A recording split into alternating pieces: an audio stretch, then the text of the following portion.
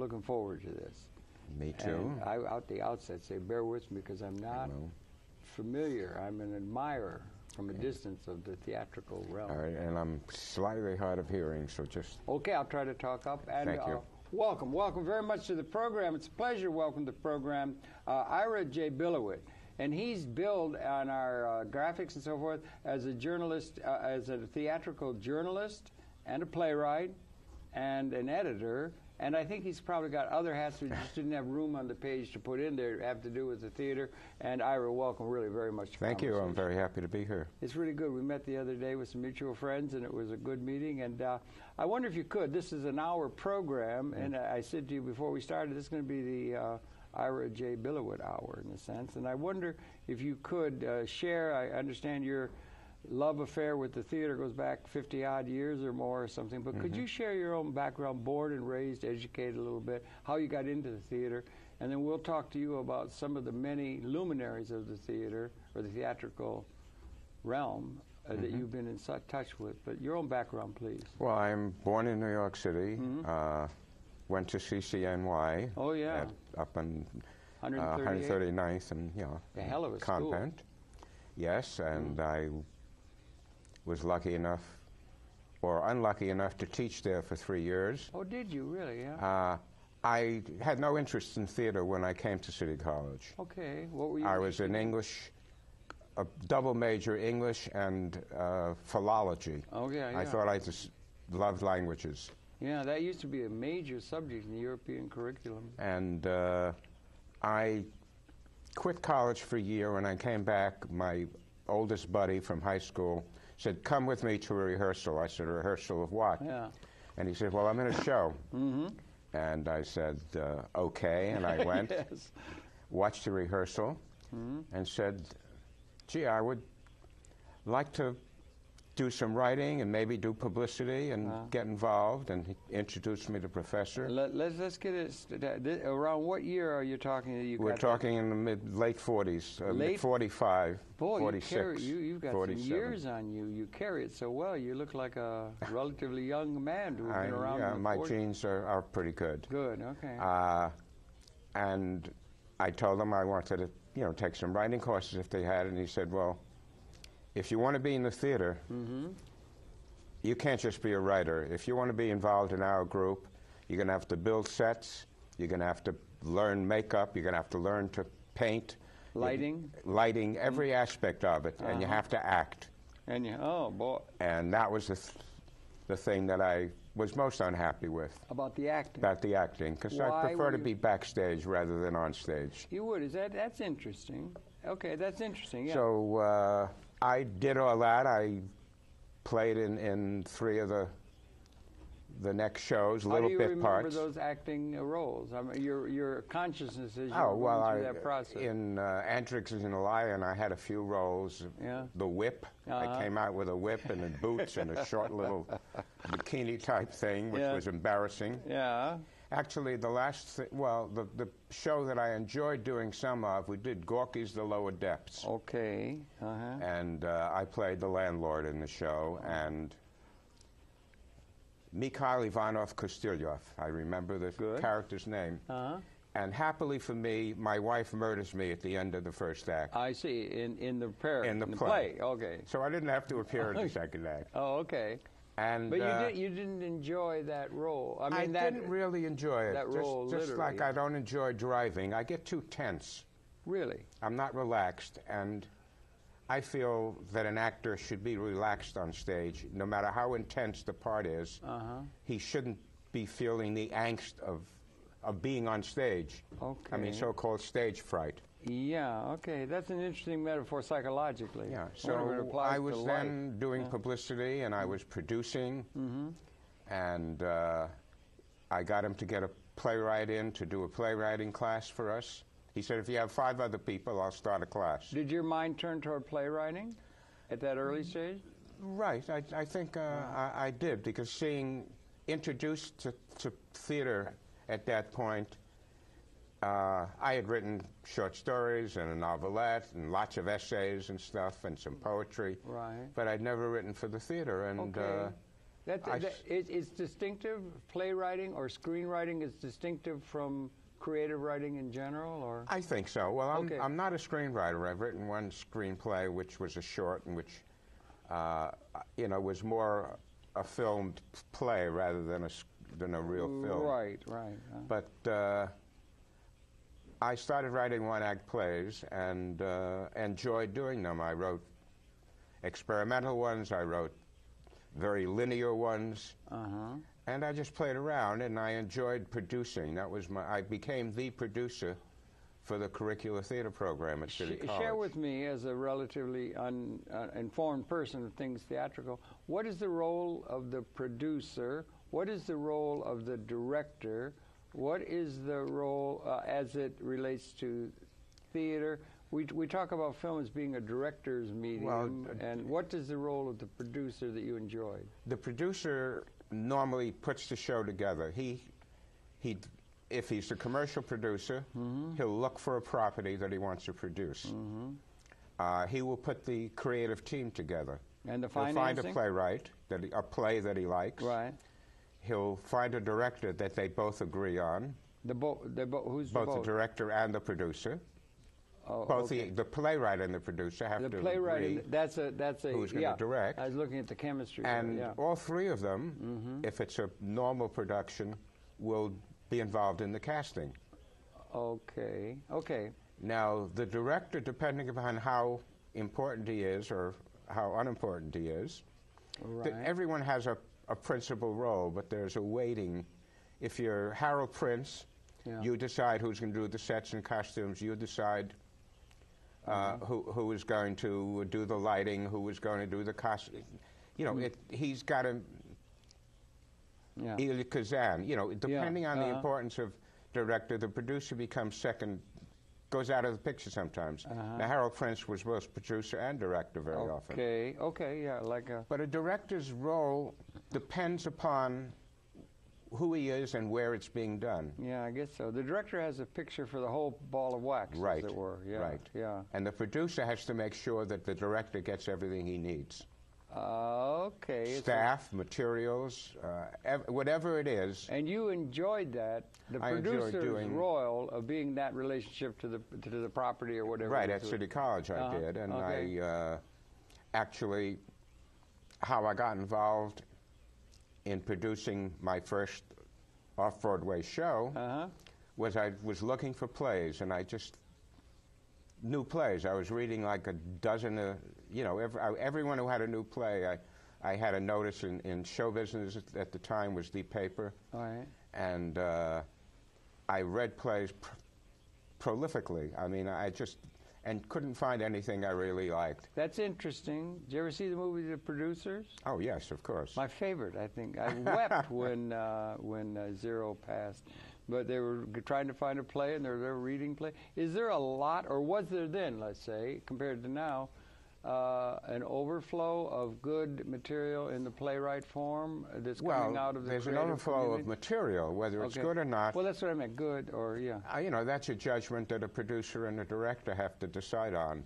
Nowadays, it's so expensive to put on a show. On Broadway or even off-Broadway, it costs $500,000. That's real money. Yeah, I put on a show off-Broadway for $30,000 with an all-star cast, with a totally built set, and I even put in 180 new seats in the theater because the theater was run down. Okay, that was like an enterprise. Yes. I was involved as not only the producer, but I was also the writer and the lyricist. So you had written the property, or you'd written the piece? No, how I got in reading plays, I didn't find anything. And one weekend, I went to the Brooklyn Academy of Music. Band. And they had a group of John Steinbeck scenes with famous artists. I don't remember who did it, but well-known theater people. And when I heard of Mice and Men being two scenes from Mice and Men, I totally remembered the novel and the film.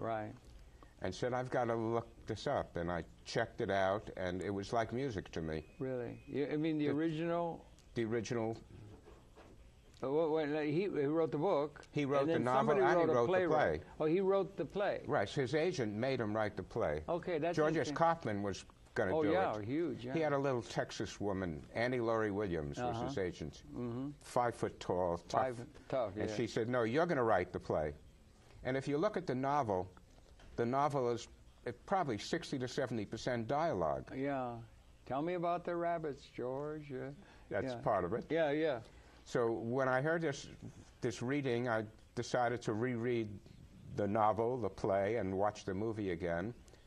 And it really sang to me. I mean, I know nothing about I music. understand what you mean. Yeah, yeah. I mean, the story, the dialogue, everything was music, and I, on a whim, tried to get the rights. And by some miracle, you did. For $250, I got a 6-month option.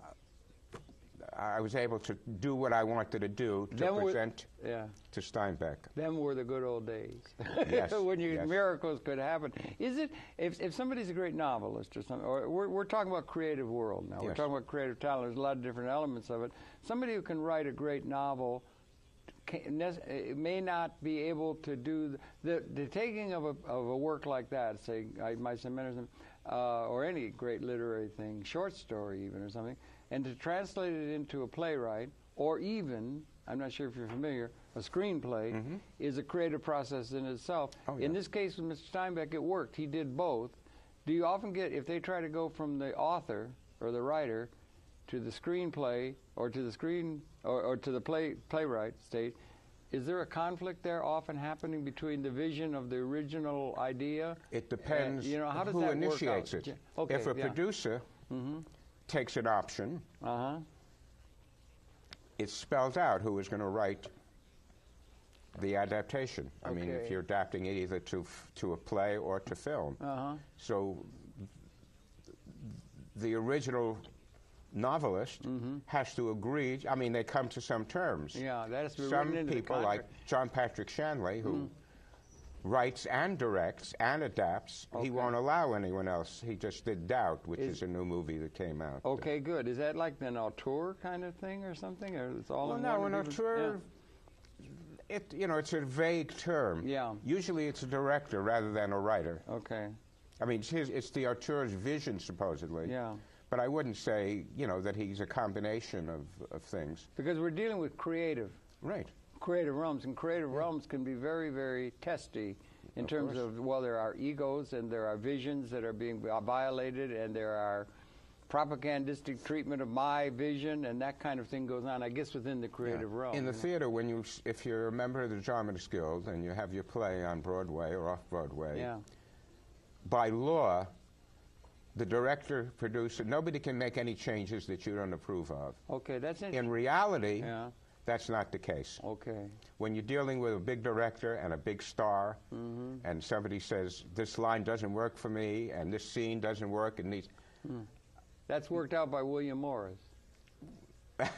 or the agent or something. No, it's worked out between... Do they come to fisticuffs, or is it in the contract? It's been known to do that. But some of those the agent really isn't involved in this point. No, okay. Once it begins rehearsals, or even before rehearsals, it's between the writer, the director, and the producer. And that's written into the contract? In the contract, the writer has the final say, theoretically. Yeah, in television production, like we do around here, they have what they call final cut. Right. Or final cut rights, on the thing to approve. Well, in film also. I like that in a way, that the person who... I once did a program with my hero, Buckminster Fuller. We were talking they could make documentaries for television to illuminate the human condition and all that. And he said that there's somebody as an intellectual... If they're going to do editing of that, because you can do all kinds of things with editing and video and audio, you can make it just completely different. Put a pig in there, and he said that the person who's responsible for the intellectual integrity of what's trying to be preserved should have the final say, that whatever editing or doctoring up of it that was done would be approved by the person who has the intellectual responsibility for it. I presume that would be the writer in most cases of the nascence of something. It really depends. In the theater, it's really a collaboration between the writer and the director. Okay. The director has to, or should be able to make his point to convince the writer that it isn't working and maybe you should try something else. Van Clausewitz used to say, what was it, war is the extension of diplomacy? So, I mean, you might get into those kind of things. But, yeah, thank goodness for creative people who are on the cutting edge of new ideas. And what a wonderful realm to be involved in. You are, well, or have been. One of them, you know, I've met and interviewed thousands of celebrities. I know we want to get to that. But with this John Steinbeck thing, I worked with my collaborators, my director, my composer, and I worked and got together a first draft of the show, which I gave to Steinbeck's agent, and Steinbeck read it and said he'd like to meet us. Okay. Now, he in those days, he lived on East 72nd Street. Oh, really? He had a brownstone. I always associate him with Salinas. He he had a place in Long Island, but he also had this wonderful brownstone on 72nd. Yeah. So myself, my wife, my director and his wife, my composer and his wife, my co-adapter, we all went to his house and spent an evening with him and Diane, his wife. Do you remember that evening well? Oh, very well, because we were all trying to be on our best. Yes, right. I was still young enough to appreciate, you know, John Steinbeck is a legend. He's a giant. Absolutely, right. And one of the lovely moments is, I mean, he had a glass of wine in his hand, and the composer couldn't sing. He had this whiskey tenor voice. And when he sang some of the songs of Candy, the old man who loses his hand, Steinbeck was weeping. Oh, really? He so was taken by that. Yeah, right. And he wrote us a long letter. He wrote us 2 letters, one of which a handwritten 4-page letter I have of his. Treasure, yeah. And one of the things he says that he appreciates what I've done, and he wishes he had thought of some of the things that I put into it. Isn't that wonderful? So with that kind of praise. Yes, right. And then we went ahead and, you know, after a year of raising this little amount of money, we finally raised the money and went into rehearsal, and I was blessed with a cast that Art Lund and Joe Sullivan had just come out of Most Happy Fella. They were George and Curly's wife. Wow, okay, yeah. And Leo Penn, who was more famous than Sean Penn at the time. He had just gotten a Tony nomination for Girl on Via Flaminia. He was a New York actor. It was before he became a director. He played George. Yeah. He couldn't sing. He kind of talked. I mean, he had a lovely little voice. I mean, Art Lund and Joe Sullivan had fantastic voices. Okay, yeah. But he could put a song across. Yeah, okay, right. And we just had a wonderful rehearsal period. Steinbeck would drop in every rehearsal. In the glorious moments, Frank Lesser, who at the time was before he and Joe Sullivan were married, but they were together. He would drop in, and it turned out that Frank Lesser and John Steinbeck had shared a room, and they were both correspondents. Isn't it a small world? Overseas and in Hollywood. It was a magic time. Huh? Yes, yes. You're in your 20s now, then? Or yes, young? yes. Wasn't that great? Yeah, that's wonderful. Yeah. And my major backer, when he saw the cast he had, said, "I'll give you the money. Let's move it to Broadway before we open." Wow. And we had a conference, and as much as that was appealing, we decided that the theater, we're in the Provincetown Playhouse, so legendary, the O'Neill, you know, the place where he first became known in New York. Okay. Down in the Village. I didn't know, but okay, good. On McDougal Street, 133 McDougal. We decided that that was the place for us. What we couldn't predict that on our opening night there would be a newspaper strike in New York. Oh boy! So no reviews appeared the next day. Oh God! We ran for 4 weeks almost without reviews. The papers came back on Christmas. We opened on Thanksgiving. Okay, right, gotcha. And dreary holiday with no reviews. And all the college kids were in town. We thought that was going to be our first audience off Broadway. Okay, yeah, right. You have to think these things through. As a producer, sure. Right. And we just couldn't attract audiences, even though we only had 187 seats, and you know, we couldn't get an audience that period. And my backer, who was the owner and editor of Funk and Wagnalls, encyclopedia. Owner, wow, okay. He went to Palm Beach. He gave me literally gave me a blank check and said, "Keep the show running as long as you want." Oh, wow. Is it still running? Is it still down there?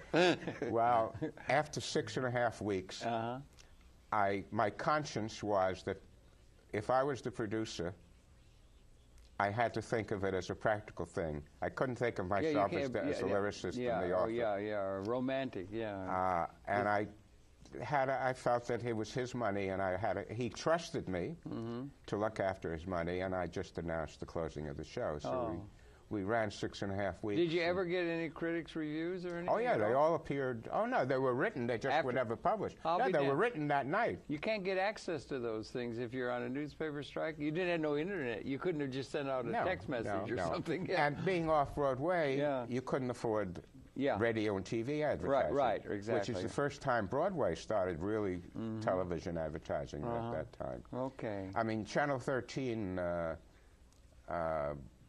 put on a show with, they wanted me to come on. I said, no, I'll send the director. Because John Steinbeck wouldn't have done it. But off-Broadway, if you didn't have enough money to pay for television and radio advertising, there was nothing to do until the strike was over. Yeah, okay, right. So that ended, but it was, working with Steinbeck and getting the kind of praise from him. Right. That was more important than absolutely. the critics. I can understand more what you're... at that point. One of the problems is, Ira, we've only got an hour. We could talk to you for 50 hours easy. Right. And there's all this. So we want to try and get the highlights, because you've also got yourself billed as a journalist. You've been writing on journalism, on theater. Right. And maybe we should get to that and then talk. You got some photographs you're going to show. We're just moving along. We're 22 minutes into 58, so we got 36 minutes left. Okay. This is, one of the people I was lucky to interview. Okay, now I'm going to hold up Williams. some photographs, and here's a photograph, and you can talk to it, Ira, right? Well, Tennessee Williams is there, and we did this interview in the Westbeth Cafe. And you were writing on theater for various... For New York Theater Review at the time. I was the editor and publisher of New York Theater Review. Okay. I don't know if they're going to be able to come in. I guess maybe they can't. Could we put it on a better camera, Joe? Or put it on camera 2, maybe? Let's see if we can put it on there, and then you can come in on it, or what's the story? I don't know. I'll hold it here and see if you can. Tennessee Williams was a giant. Yes. Now, he had very interesting things with his directors through his whole life. He was fighting with them. And he always gave in, unfortunately. I don't know. We're just showing. I don't know. I can't tell whether this is a camera that's robotic or not. But this is and you're doing journalism and theater journalism when you were doing this piece with him. Right. Okay. Well, theater journalism is interviews, feature stories.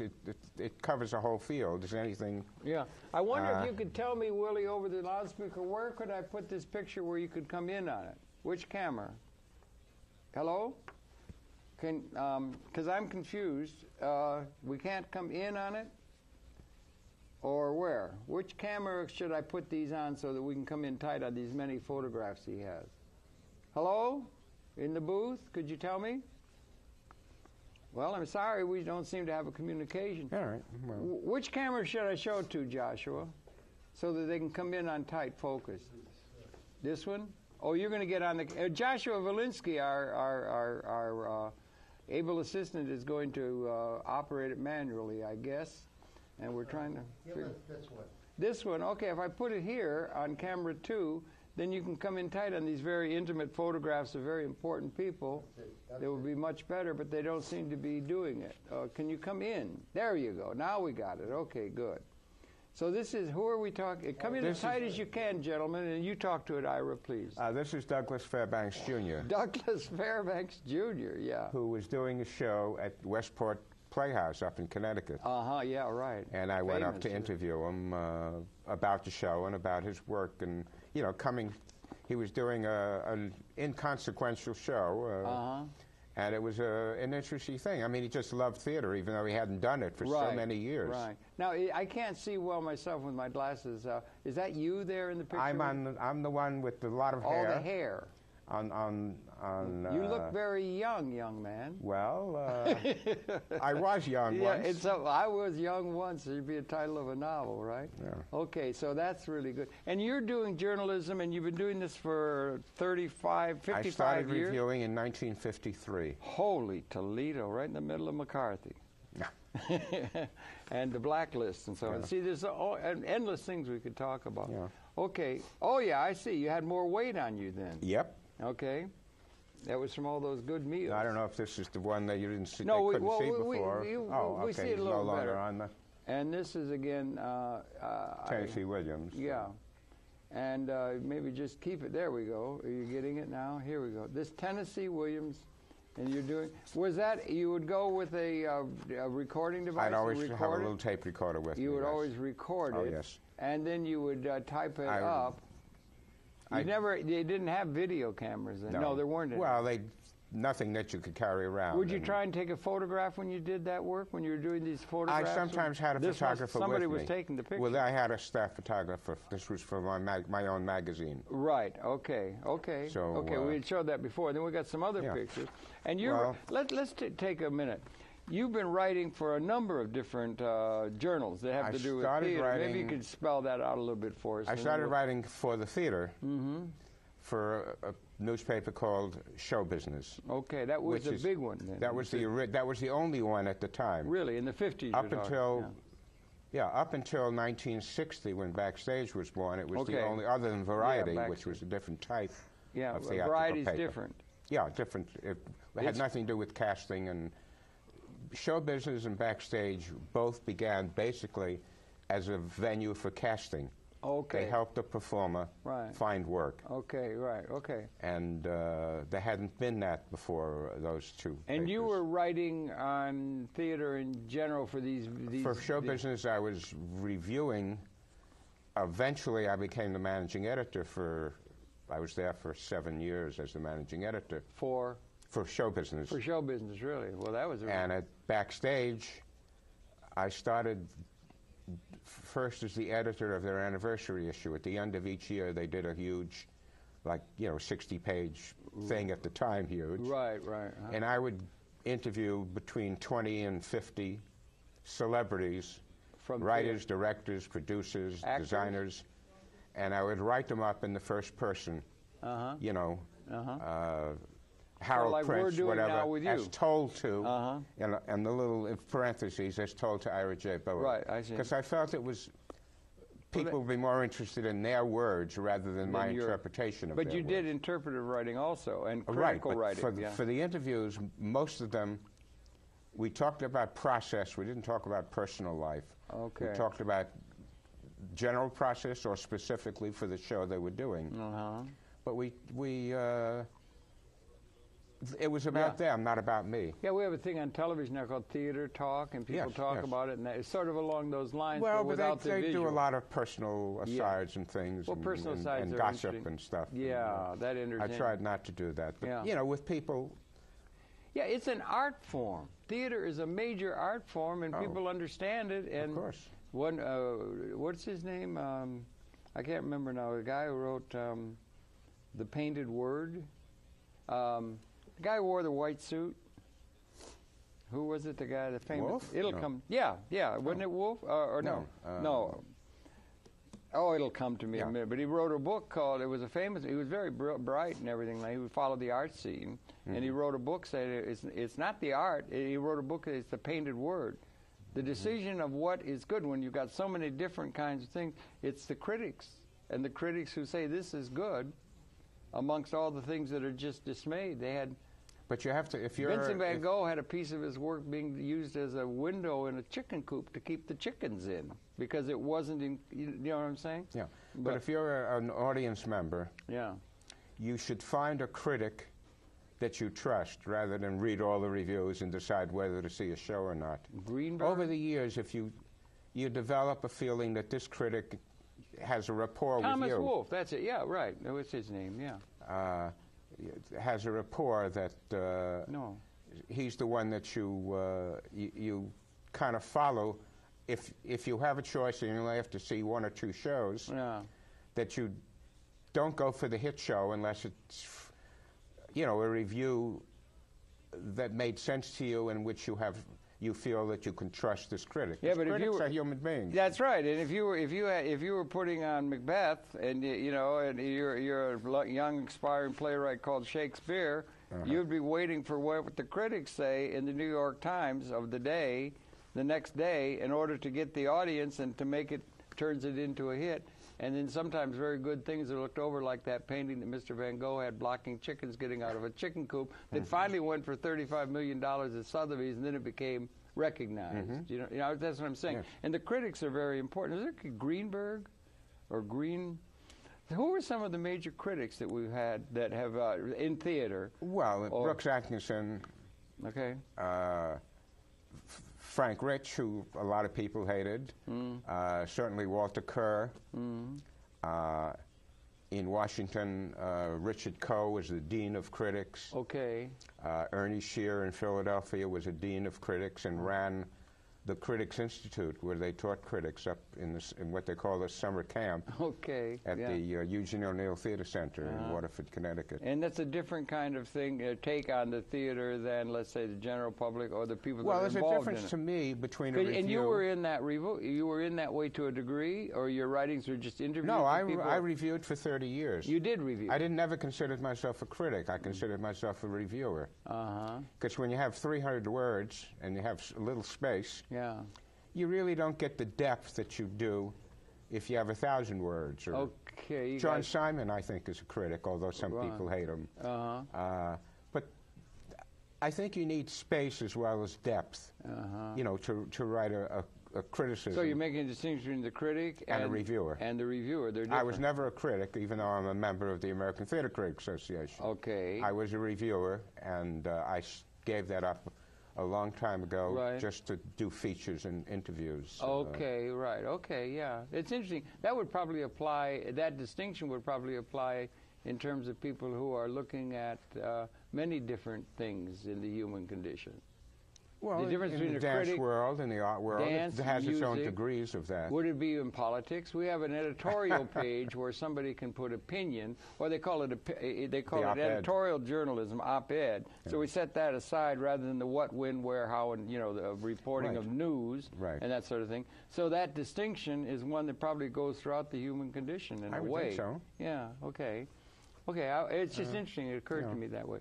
So, you got some more photographs here? I have some, although they don't seem to pick up well. No, they will now. They've got the camera clues. So, all right, well, come in. Michael Bennett, who directed and was really the person who created Chorus Line. You want me to hold this now, okay?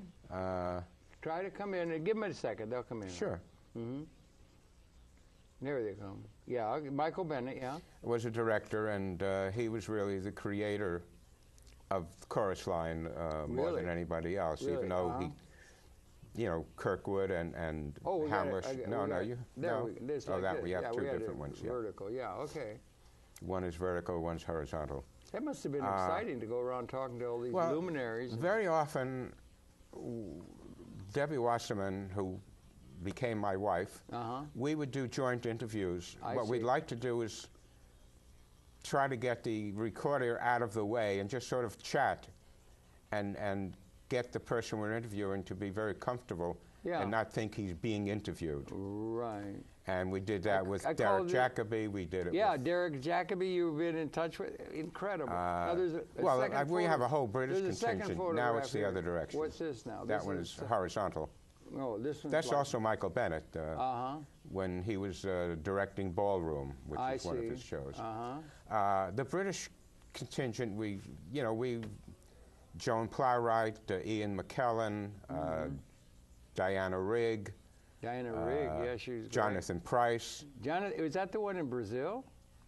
Jonathan Price was in Miss Saigon. Okay, right, okay. An interesting thing, he and Ian McKellen were both on a panel that I was doing at the National Theatre. I arranged. And at the time, Jonathan Price was playing I guess it was Kiss Me Kate. Okay. At the Royal Court. Okay. And he was coming in on a motorcycle on stage. I mean, it was an offbeat production. Right. And he was putting down Ian McKellen for being too commercial. Then, of course, Jonathan Pryce went on to do Miss Saigon. Yes. And all kinds of commercials in America. So it was a weird little background. With Joan Playwright, before the interview actually began, you know, we set up put the recorder down on a table and she says, it would be good for that to be as unobtrusive as possible. Yes, it's down to a chip now. You know, you can get it down to where they wouldn't even know it's there. But of course. Yeah. But we put it. It was in our dressing room, and she said, "I want to get one thing straight. I'm not going to talk about Larry." Now, she was married to Laurence Olivier, and even though she was a star, all the people who interviewed her would ask her questions about Larry. Yeah, he was amazing. And Diana Rigg talked mainly about the business of the theater in England. Yeah. Well, if you sit down and have a conversation, it can go anywhere. Right. So there's all kinds of aspects to a thing. Some of them get interested in politics, some get interested in that kind of thing. Another exciting thing is when I got David Mamet and John Simon together. To talk about a couple of the lesser Talk knowns. about American Buffalo. Yeah. And it was such a interesting thing. Each of them were trying to, they weren't trying, they outdid each other in the words. Both language to them, you know, when we transcribed it, we got to go to the dictionary to make sure we. And maybe the thesaurus. But the fireworks there were just they were underneath. Right. But, and that's picked up in video better than anything else. That's why it's a good medium where you got that body language thing is being picked up, and that's part of life, and that's really an exciting part of life. Like over a glass of wine, where you really get into it and you really get into a space that's creative. Yeah. With Tennessee Williams, the first time I met him he was a presenter at the Drama Desk Awards. Okay. My wife and I used to be in charge of that years ago. And he came in and said, well, can I get you a drink or can I get you something? And he said, no, I want to meet Lanford Wilson, who was another playwright at the time. Right. But it was interesting, the things that, with the interview that I did with him later on, this round table, he wanted us to do it in the West Bath Cafe because they would open it special for him and he would have his glass of wine at 10 o'clock in the morning. Right. But oh, God, wonderful. And the people that you've met, I know. And well, this is Alfred Drake. I don't know if you remember Alfred Drake. I do vaguely, yes, but he was another was also lion of the theater. President of the Players Club for many years. Okay. And these are photographs that are out of the archives from one of the. Are these your own personal archives? These are my own. Yeah, these are my own. So those photographs that you did with these people, you've got them all stored away and ready. No, they're very haphazard. I pulled a bunch. Thank you for doing that. I'm glad we got you to do that. But you could put them together and put them on the internet or something and share it. He was doing a tryout of a play that had been written by John MacArthur. 50 years earlier, Helen Hayes' husband. Oh, okay, I didn't know. Okay, yeah, right. He was a playwright and had a lot of plays on Broadway, but this is a play he wrote that was never produced. He wrote the front page. He was one of the people. Front page, you mean the film? The play. The play, yeah. And then that became a film. Became a film. With who's the famous fellow? There was Rosalind Russell in the movie, and I've forgotten. I'm not a big movie person. Oh, you're not anymore. a movie. It's interesting. Okay, we'll get to that in a minute. Well, I worked in films, but that's the one where the dialogue goes like a Gatling gun. In the movie, anyway, it's just Rosalind Russell and the famous guy that was in Spencer Philadelphia. Tracy. No. The guy who was famous was the debonair Englishman who was in all the movies, and it was. Cary Grant? The English guy. I don't know. Anyway, okay. My Girl Friday or something, okay. Leonard Nimoy, this is also... Here's Leonard Nimoy. He's a Dr. presenter. Spock, right? It's a separate interview, but this is when he was presenting for the Drama Desk on Channel 5. We used to I see on the back of this photography by Gary Goldstein. He was my photographer for my magazine. Oh, he was, yeah? Yeah. So and these were taken for me. And here's a strange one. Okay. Buster Crabbe. Buster Crabbe. He wow. did a live serious show in Chicago. Uh-huh. And he and Alfred Drake actually came from New York to the suburbs of Chicago to do this John MacArthur play. And you don't think of him as a stage actor, you think of him as Tarzan. Yeah, right. Or Gordon, Flash Gordon. Flash Gordon, yeah. Flash Gordon, he did. But he loved the theater. I mean, he... and there you are. And is this your wife again? Yes, that was... what a great life you've had. I mean, the two of you working in that, it must be wonderfully interesting. It was. And is. Well, she died at a very young age. I'm sorry. I didn't realize that. Sorry. But, you know, I've just jotted down a whole list of people I've interviewed, and I can throw a name to you, and you can... Yeah, throw out some names. Go ahead. You got it written down. Well, Martin Charnin, who directed Annie. Mm-hmm. Okay. I've done a number of interviews with him, but he was an actor who became a director and who put this whole show together. It was originally his idea. Walter Bobby was a performer before he started directing, and he directed Chicago, which was his first big hit. Huge, yeah. And Jose Quintero, who revived O'Neill in America. You've got interviews with all these people? Yes. They've all been published? They're on the record? They're in the record? They can be done? Do you have them all assembled on a site somewhere, or is that No, I've started a site, a couple of sites now that when I first met, my friends have been bugging me to do a book, and I decided I don't want to do a collection of my interviews, but Why? I would. Well, it just seems it's been done. They've all been published. Oh, but I decided to write.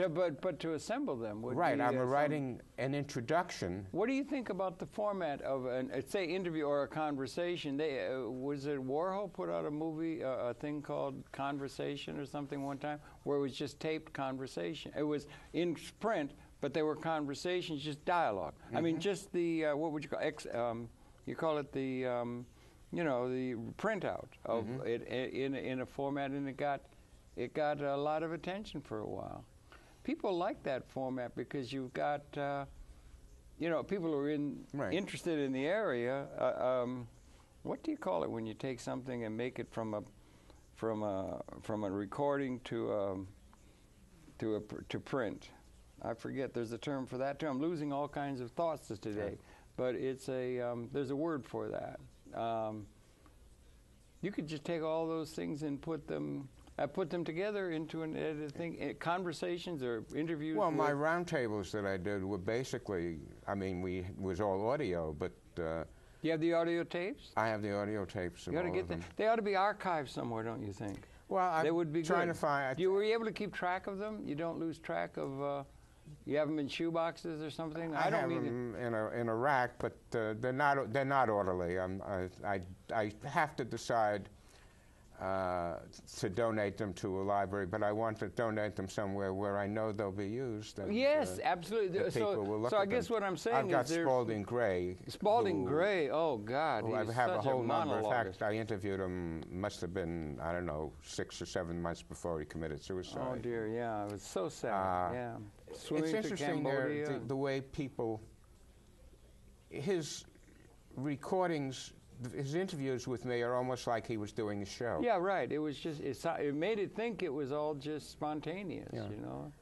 His storytelling is so great. That's what theater got started. He was so good at that. Jackie Mason, I've done a number of Jackie Mason, and his definitely was as if he was trying out a show on me. Milton Berle. Milton Berle, you knew, Milton Berle was such a controlling person. He would, in the middle of one of the things, say, "Now say, Mr. Berle said," and he'd give me a quote. But he was, in addition to be controlling, he was the most, I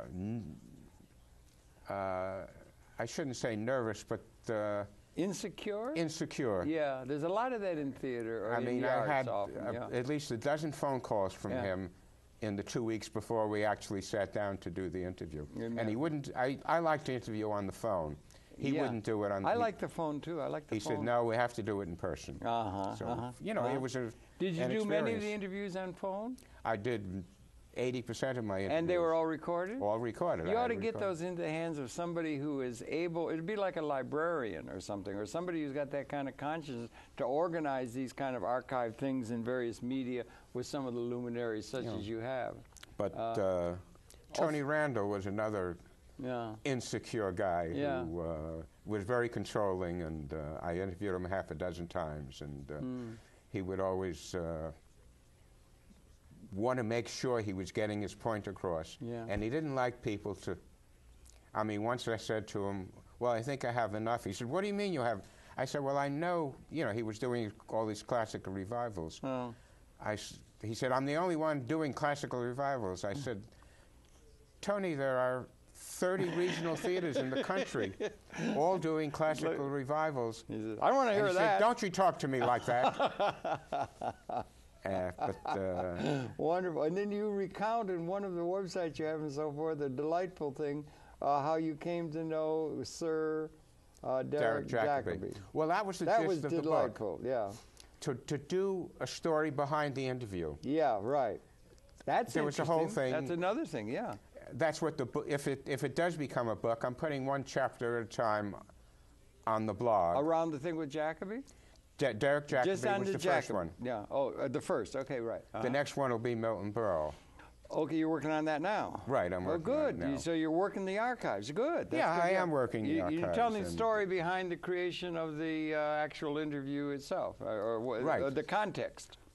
Oh, you mean with Jacobi? With Derek? Because you got, maybe you can share that with us. We only got a few minutes left, but you were in London doing all of our interviews and our round tables and things. You did that on an annual basis almost. We went every December for 3 weeks. Okay, that's when the theater. West End and everything, right? Yes, West End, we'd go to the Fringe, we did everything there. We would do 4 or 5 shows a day. There would be there'd be a lunchtime show, there'd be a regular 2 o'clock matinee, there would be some that had a 5 o'clock matinee, there'd be a regular 8 o'clock show, and then there'd be midnight shows. So we could, we saw innumerable shows, and we loved it. That's what we, yeah, what a wonderful life to lead if you're in trance with we theater. Never made any money, but we enjoyed doing what we did. Wonderful. With Derek, there was a new theater company. Michael Billington wrote a London column from, I had a magazine at the time, New York Theater Review, and he suggested that I interview Toby Robertson, who was the artistic director of the new Prospect. They were playing at the Old Vic. And we arranged to do an interview with him, and he suggested we see Hamlet, which was their current production, before we talked to him. You've seen Hamlet probably a number of times. I'd seen it more times than I wanted to, but we went to see it, and at the intermission, the press agent said, Toby's been called out of town, but we arranged for you to meet the man playing Hamlet at the pub after the show. Now, at that point, if you were of a certain personality tape, I am insulted and I will not have it, I will only be, and the story would never have come out. But it wasn't your way. Not at all. I mean, right. Okay, that's we wanted to know about this new theater group. So there's somebody else. And he said this actor was one of the founders as well as Toby. Okay, so... and the name, at that time, Derek Jacobi didn't mean anything. Really? I mean, it was in, 70, it was just before the time I, Claudius was beginning to come out. It was out already, or wasn't it? It was being, well, I had seen it because my wife worked at Channel 13. You'd seen Claudius? You really? Okay, yeah. But I hadn't put together this stuttering old man with this debonair, man with a beard, and because you did hold that meeting in the pub. So we went to the pub and we put the tape recorder down and we talked for like an hour and a half. Okay, you got it on tape? You have it on tape. Oh boy, that's something that would be really great. And the next day when we went to a friend whose office we were using, and I said who we had met, and he said, she jumped up literally and said, that's so exciting. Yes. I said, why? He said, well, didn't he tell you he's Claudius? I said, no, he said he was in I, Claudius. Yeah. He was Claudius. So she said, can you play the tape? We played the tape. And it was him. And it said, we weren't, I was Claudius and I, Claudius. He also said he was coming to New York for a press conference and he didn't know anybody here. Yeah. And we assured him we would come and... Isn't that wonderfully human? That's so human. It was, you're like they say... act as if he was a big star. There's a term in Yiddish, I think it's Hamish. Hamish. It's warm, and that it's like that, a human thing, and like it was like that with him. You didn't even know who he was. Right. See, well, you weren't in adulation or anything because you didn't know. Not at all. And a lot of human communication in that vein is really good, don't you think? Oh, yeah, yes. right. Because we were both very relaxed. Yes, right. Yeah. I mean, he was drinking his drinks, and all the barmaids. Do you remember what you were drinking that made you so relaxed? Okay, that could be part of the context, right? Yeah. Anyway, that's wonderful. He's a giant. Wendy Wasserstein, when I first met her, she was a playwright at the National Playwrights up in Waterford, Connecticut. Yeah. And when I first met her, and I was with my wife, Debbie Wasserman, she went over to Debbie and hugged her, and she says, "They're always calling me Wendy Wasserman." That's what I was going to ask if you was any relation to Wendy Wasserman. No, just she was. It was her first play was being done up there, and her relative was associated with Wasserstein and Perella. Wasserstein's. She was less well known than Debbie Wasserman at the time. Yeah, but Wasserman and Perella was a huge investment banking house. So, yeah. Anyway, that's it. And it was Cary Grant. It was Cary Grant who was in that movie with Rosalind Russell that came to me, and it was the transcript, is what it is. You get a transcript from an audio tape, and it goes into a journalistic thing where you just print out what is said on an audio tape. Yeah. That's what, and it was Andy Warhol did that. He put it on. I forget what he called it. Interview, I think. It was just called Interview. He had a magazine. He had a magazine, and it was doing well. Just to print a transcript of what was said. Collector's items. Yeah, and you got all those tapes. You got to get them organized, young man. I would suggest for posterity. There would be great interest. Anyway, that story with Jacob. It's not Jacoby. Jacoby. Derek Jacoby. Sir Derek Jacoby. Sir, he is sir now. He's young. Boy, you've been in touch with... Ian McCullough's Night at All. So many... Right. An interesting thing, Pat O'Brien. Yeah, Pat O'Brien. A real old-time actor. Newt Rockney. We went to see him at a dinner theater in New Orleans. Right. And I sat with him and talked to him and said, why at this stage, he was already 80, whatever years old. Yeah, right. I said, why are you doing a play in a dinner theater in New Orleans where nobody, very few people. He said, because it's what I do. I'm an actor. And it was, I'm a writer, so even though... Do you like actors? Most actors I love, and I think they get a bad rap of their not being intelligent. Oh, okay, talk to that. That's important. Well, so many actors, when you talk to them about creating a role, they're serious about what they do. Yeah. It's an art form of the highest order, yeah. Yes, I think, think of, I think that... Laurence Olivier, I never got to interview him. No, but I mean, he's on screen, and we've got records of that. And but he kind of put it down a lot. He did? Did he? Yeah. Well, because when he did this, the film with Dustin Hoffman, and Dustin would be preparing a half hour before a scene, and the story goes that Dustin asked him about, why he doesn't prepare for a scene. He says, it's acting, my boy, it's acting. So I know it used to be looked down upon because it's like you're not really, but the little church around the corner used to, I don't know when it was set up, but they allowed actors, and actors in polite society were not welcomed. Yeah, well...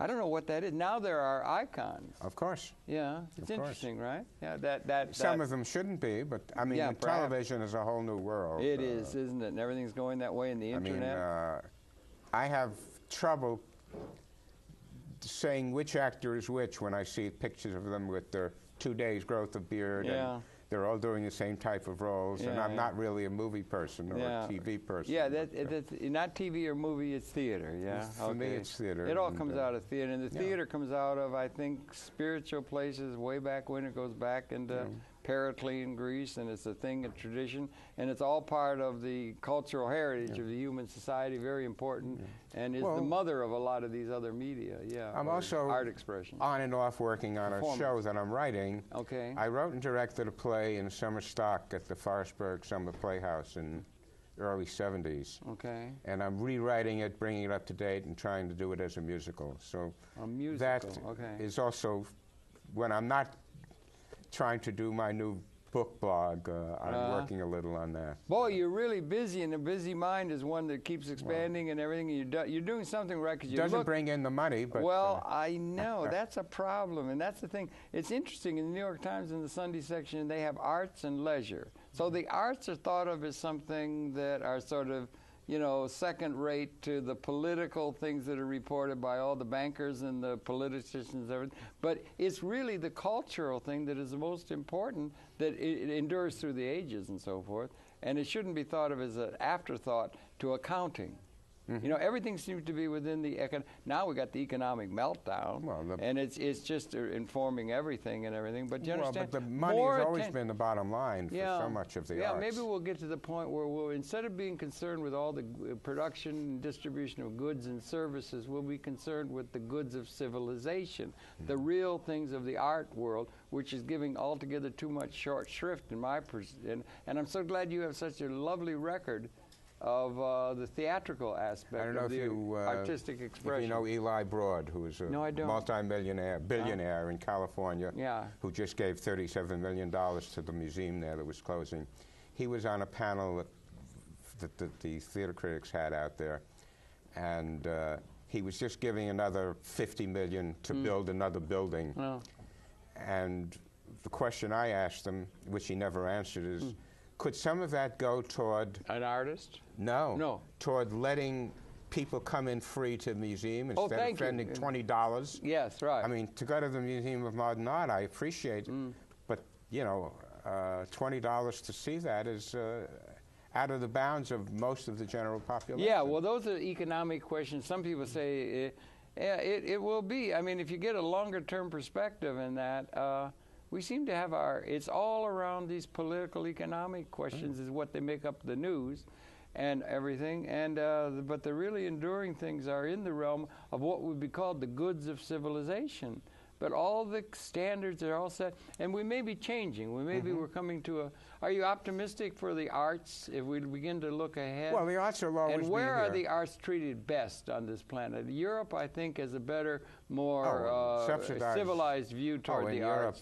You know, all the opera companies. We might do well here in the United States to mimic some of the patterns that Europe has for themselves, do you think? Or do you think along those lines? I don't think we will do that. I mean, people will give to museums, they'll give to symphony orchestras, and they'll give to opera companies before they'll give to a theater company. And they'll give to bailouts of banks that screwed up. Well, that's the government. And that kind of thing. That's the old process. Well, the works of civilization and theater are very important. You've got a treasure trove in terms of all your archive material. You should be putting that together and sharing it with the world. Congratulations on such a very well-led life that continues. And thank you particularly for coming into Manhattan Network. I really appreciate it. Thank you for asking me. Your pleasure to have the Perceptions. Ira Bilowit.